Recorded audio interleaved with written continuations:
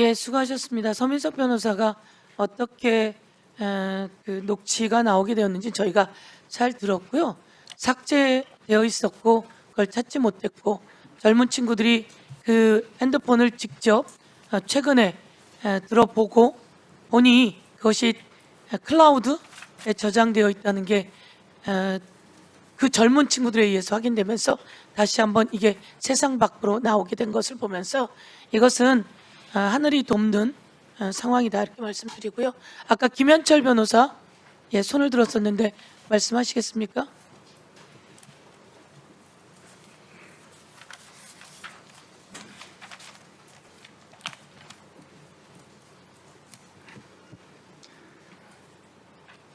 법무부 감찰 보고서가 나온 이후에 박상용 검사가 많은 유튜브에서 자신을 정당화하는 변명을 하면서 이화영 부지사에 관한 종전 판결을 근거로 제시했습니다. 그리고 국민의힘 의원들 역시도 오늘 내내 판결의 존재를 얘기하고 있습니다.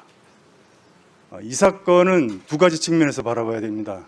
검찰이 사건을 조작하고 기소했던 그 측면 하나와 법원이 법률과 규칙에 어긋나는 재판을 진행해서 법관의 독단에 의한 불합리한 판결이 진행됐다는 사실입니다.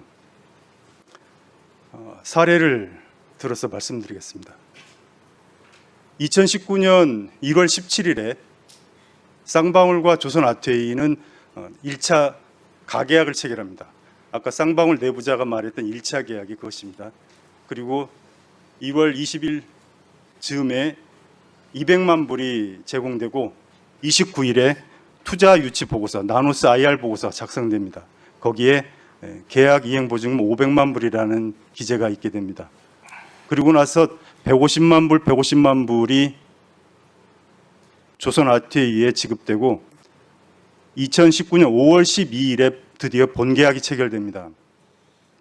이 본계약에는 조선인민민주주의공화국 북한의 국부가 모두 넘어가는 내용이 들어가 있습니다.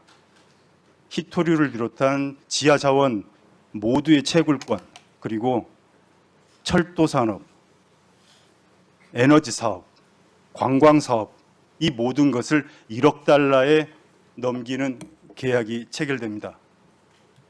예를 들어서 짧게 해주세요. 예. 알겠습니다. 네. 그러면 그 조항에 비공개 조항이 있습니다. 이 부분을 국정원 직원에게 한번 물어봐 주십시오.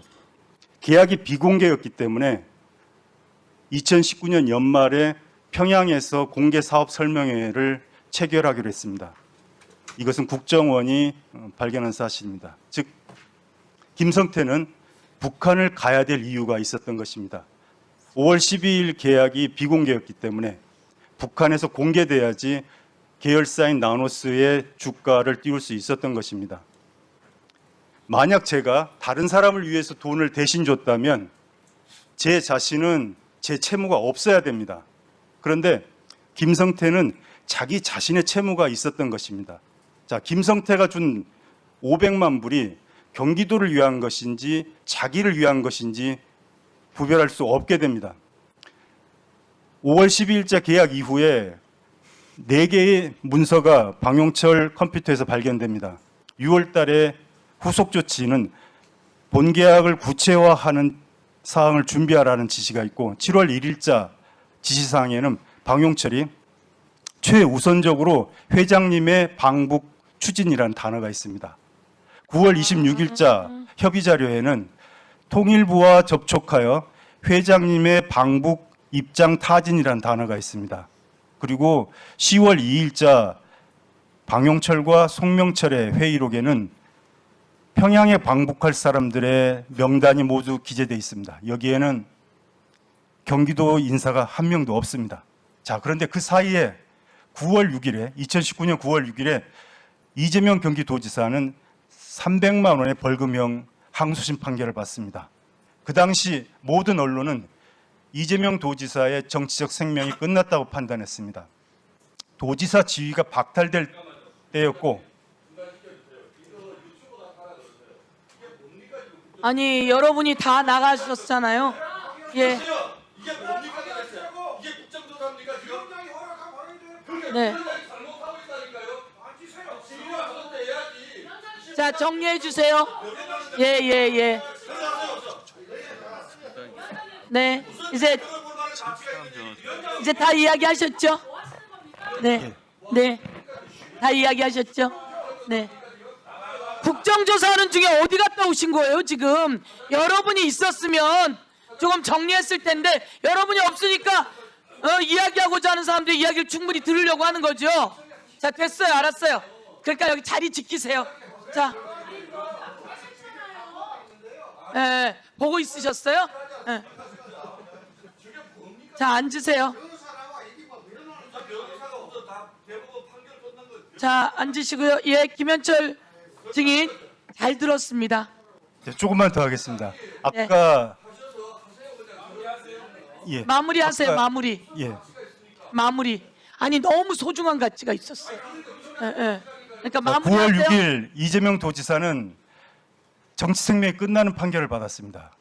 향후 5년 동안 피선거권이 박탈되는 상황이었습니다. 그런 사람을 위해서 방북비용을 대납했다라는 것은 비상식적이고 오히려 자기가 방북을 해야 될 필요성이 있었습니다.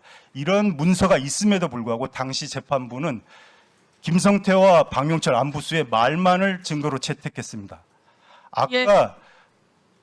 국민의힘 의원들이 제시했던 그 사진과 동영상은 2019년 1월 17일자 중국에서의 그 회의 장면입니다. 당시 안부수가 모든 회의를 잡았습니다.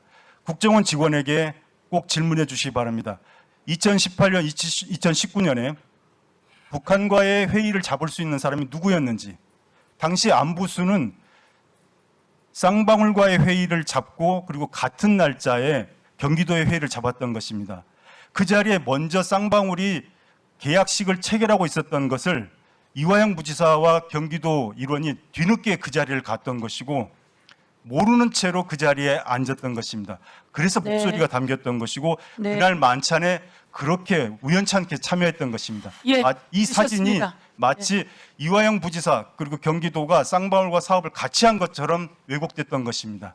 네. 이 부분에 대해서 국정원 직원에게 꼭 질문해 주시기 바랍니다. 네. 그러면 이따 질문하고요. 하나만 제가 질문하면 방용철 컴퓨터에 최우선적으로 회장님의 방북을 타진한다 이런 내용이 들어있다는 말씀입니까? 예, 그렇습니다. 이거는 언제 문건입니까? 검찰이 압수해서 증거 기록으로 제출한 것입니다. 아 그렇군요. 그럼 이게 오히려 이런 증거 기록이 더 있군요. 예. 이런 증거가 있음에도 불구하고 네.